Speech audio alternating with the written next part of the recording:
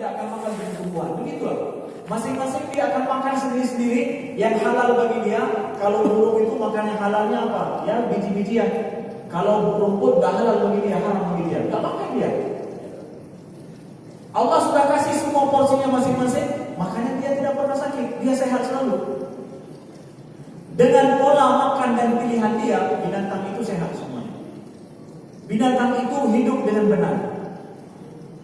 Saya kasih contoh ini untuk apa? Untuk mengatakan bahwa manusia tidak seperti itu. Allah bukan cuma kasih insting pada manusia, tapi Allah kasih pada manusia itu apa? Dikasih oleh Allah pada manusia itu pilihan, keinginan dan kehendak. Yang dengan pilihan, kehendak dan keinginan ini manusia bisa berbuat lebih daripada yang dibenarkan. Sebenarnya dia makan cukup porsi ini seperti seperti pengalaman saya tadi. Cukup sudah sampai segini, setengah untuk makanan, sepertiga makanan, sepertiga air, sepertiga untuk udah itu sepertiga untuk angin, kita cukup itu. Tetapi lihat, kita punya pilihan dan pertimbangan lain yang di luar daripada kebutuhan. Pertimbangan mana-mana itu. Akhirnya kita menyiksa diri sendiri. Ya. Nah, disinilah adik-adikku sekalian, akidah itu berfungsi. Akidah itu berfungsi untuk apa? Untuk supaya manusia punya pegangan dalam dia memilih, dalam dia berkehendak, dia punya prinsip. Allah berikan pada manusia itu emosi. Allah berikan pada manusia itu rasa ingin memiliki. Nah, emosi ini, ya, rasa amarah itu penting demi kehidupan dia. Dia perlu rasa marah itu, perlu rasa marah apabila dia disakiti, perlu rasa marah untuk membela diri. Tapi dia bisa marah lebih daripada yang seharusnya, bisa juga kalau dia mau. Kemudian dia ingin memiliki. Fitrah kita kan ingin memiliki. Itu dalam ilmu ekonomi kita belajar bahwa ingin memiliki sesuatu itu adalah merupakan fitrah kita, fitrah manusia. Anak kecil saja kalau dia sudah pegang sesuatu umur setahun, anak kecil umur setahun belum belajar belum apa-apa lagi, dia sudah pegang sesuatu, ada kawannya atau abangnya ngambil yang dia pegang, nangis nggak? Nangis dia. Kenapa? Dia merasa bahwa sesuatu yang sudah dalam kendali dia itu adalah punya dia. Itu adalah rasa fitrah. Nah, ketika dia ingin memiliki itu, nah rasa kepemilikan ini fitrah ada pada diri manusia. Tetapi anehnya manusia ingin memiliki sesuatu itu sampai tidak ada batasnya. Maka dalam ilmu ekonomi kan kita belajar bagaimana Adam Smith bilang apa?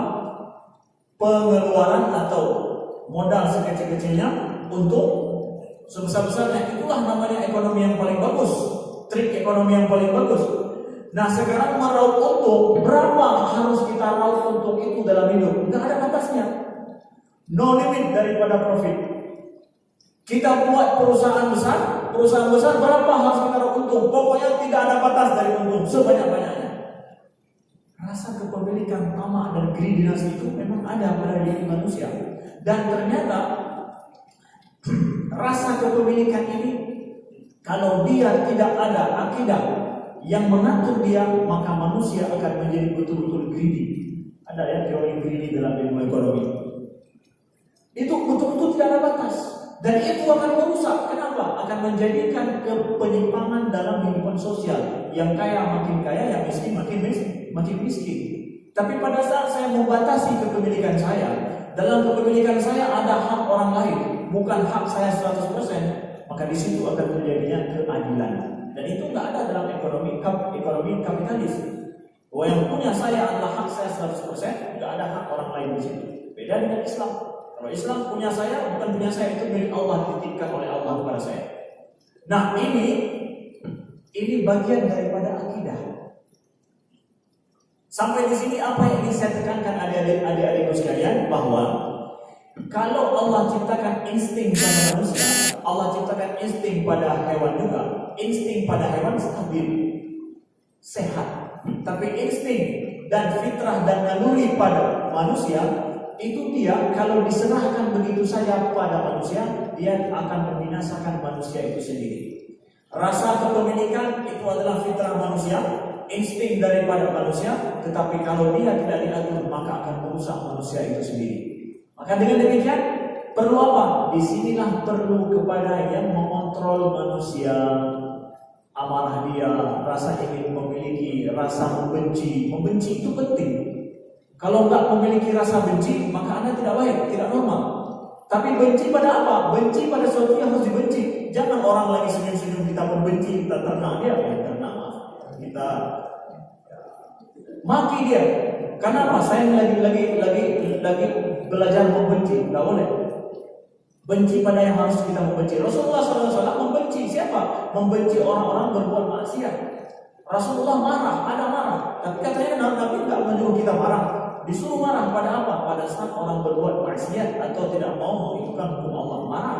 Tapi kalau masalah Nabi disakiti, Nabi tidak marah. Tapi marahnya sesuai dengan porsinya. Nah, siapa yang mengatur ini? Inilah yang mengatur, itu akidah. Yang mengontrol manusia itu akidah. Karena apa? Manusia punya kemauan, punya keinginan. Akidahlah yang akan mengontrol dia. Nah, di sini kita perlu pentingnya akidah dalam hidup kita. Jadi Ustaz, kalau begitu kita perlu pada akidah. Betul, kita perlu pada akidah. Manusia kalau tidak punya akidah, maka dia tidak akan mampu untuk hidup.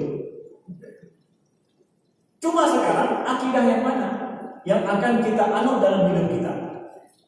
Kan dalam ekonomi juga ada prinsip supply dan demand. Kemudian ada prinsip juga seperti dikatakan oleh Adam Smith, invisible hand. Mau tidak mau itu adalah sesuatu yang sifatnya dogma atau apa, tapi diyakini itu prinsip. Ya, dalam masalah ekonomi saja ada prinsip. Masa dalam hidup saya tidak punya prinsip? Masa saya tidak punya prinsip dalam hidup? Orang prinsip yang mendasar yang nggak bisa ditolerir dan tidak bisa untuk didiskusikan dan tidak bisa untuk diragukan, itulah namanya akidah. Prinsip yang mengangkat, yang menjadikan saya indah saya. Prinsip saya. Maka dengan demikian, fungsi akidah dalam hidup kita adik-adik sekalian itu adalah persis seperti apa yang kita lihat. Kalau ini biasa kita lihat HP lah, handset ini. Handset kita ini kan ada tertulis semuanya itu ada. Kalau kita pakai Samsung, Vivo, kemudian apa lagi, Oppo, ya, macam-macam lah itu, ya. Dia pasti keluar dari awal pertama apa? Android. Android itu apa? Itulah operating system daripada handset kita. Nah, operating system inilah yang menjadi prinsip bagaimana handset kita itu beroperasi. Bagaimana dia itu beroperasi? Ada prinsip khusus dengan operating system yang sifatnya Android. Tapi kalau iOS berbeda dengan Android. Operating sistemnya kalau iOS berbeda dengan Android, ya. Nah, akidah kita itu seperti Android. Android ini akidah kita. Operating system saya itu adalah Android. Operating system Anda, saya ini Muslim, Android. Kalau Anda bukan Muslim, mungkin saja iOS atau mungkin sesuatu yang lain. Operating sistemnya berbeda, ya. Sekarang bayangkan, kalau seandainya setiap HP ini punya saya Android, operating sistemnya ada sistem tersendirinya, berbeda dengan yang lain. Yang punya Anda Android, yang punya dia Android namanya, tahap yang lain. Pokoknya ada 1.000.000 HP, 1.000.000 operating system. Mau Anda beli? Supaya kita mudah mengoperasikan HP ini, kita harus memiliki kesamaan. Harus sama, supaya apa? Mudah untuk beroperasi dan mudah untuk berjalan dan mudah untuk dipakai. Nah, akidah itu, saya Muslim, Anda apa? Muslim juga. Dengan saya tahu Anda Muslim, saya tahu Anda nggak makan babi. Anda Muslim kan? Iya. Saya tahu Anda nggak makan babi. Anda Muslim, ya, saya tahu pasti Anda tidak minum minuman keras. Anda siapa? Muslim, saya tahu bahwa Anda pasti tidak akan berzina. Anda siapa? Anda Muslim, saya tahu pasti Anda tidak akan kawin dengan adik Anda sendiri. Kenapa? Haram dalam Islam. Kenapa? Nah, akidah Islam itu adalah sebuah manzumah atau sebuah struktur daripada nilai-nilai dan keyakinan dan prinsip yang sudah siap jadi, tinggal kita mengimaninya saja. Sudah siap. Jadi sama seperti ini. Saya mau buat perusahaan HP, saya tinggal bekerja sama dengan Android, pakai operating system dia dalam HP saya. Sudah siap jadi. Saya tidak perlu harus membuat operating system sendiri. Nah, orang yang tidak beriman dengan sebuah akidah yang benar, itu persis seperti orang buat HP, kemudian dia ingin buat operating system sendiri. Setiap HP itu operating system yang berbeda dengan yang lain. Bayangkan itu, gila sekali, nggak akan mungkin akan berhasil perusahaan itu. Saya nggak mau percaya pada Islam, nggak percaya pada agama. Baik, jadi maunya apa?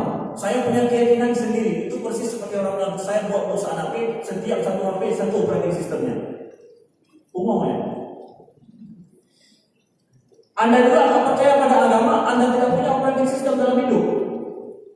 Sekarang saya menjadi Muslim itu tinggal ambil saja sudah. Islam itu mengajarkan A, B, C, bahwa Allah Tuhan yang satu, tidak ada Tuhan selain daripada Allah.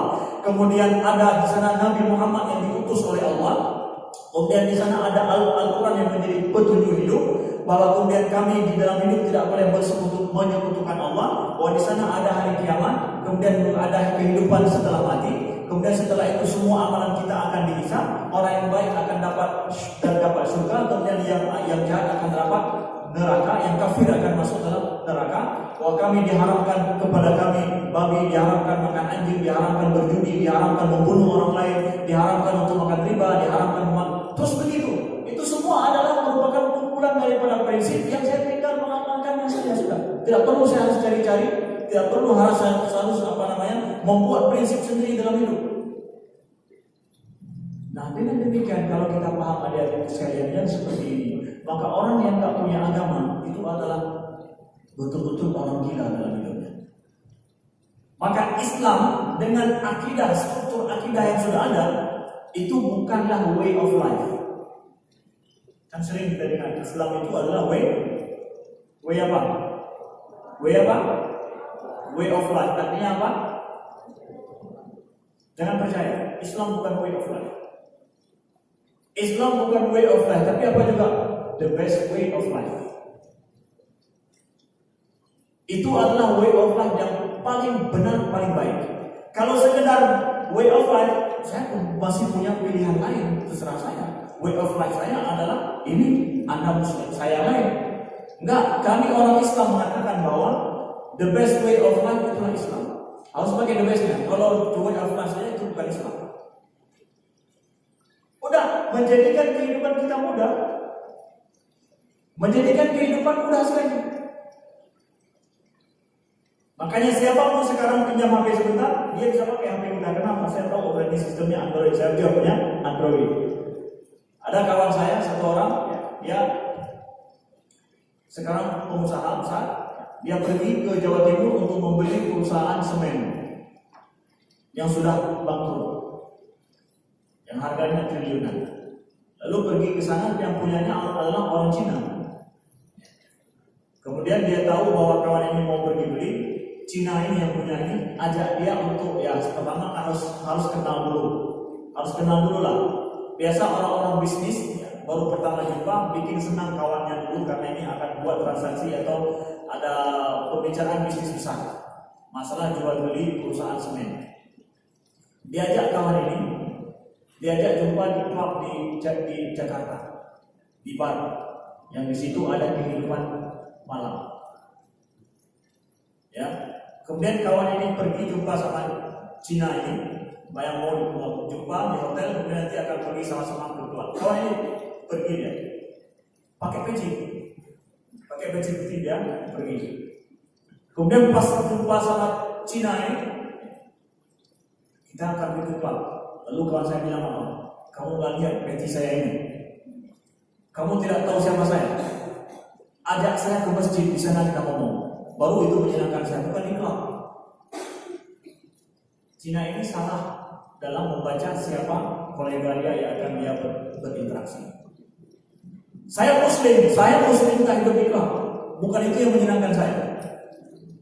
Kalau mau ngomong dengan saya, ayo ke masjid. Terpaksa dia pergi ke masjid. Kan Cina demi untung. Pokoknya buat kawan ini bisa sukses bisnis dia. Nah, di sini apa? Ketika kita tahu dia Muslim, Anda harus tahu apa yang membuat dia senang. Orang Muslim tidak suka kepada klub, orang Muslim tidak suka kepada wanita, dia punya istrinya sendiri. Seorang Muslim nggak minum minuman keras. Kenapa? Inilah dia Muslim.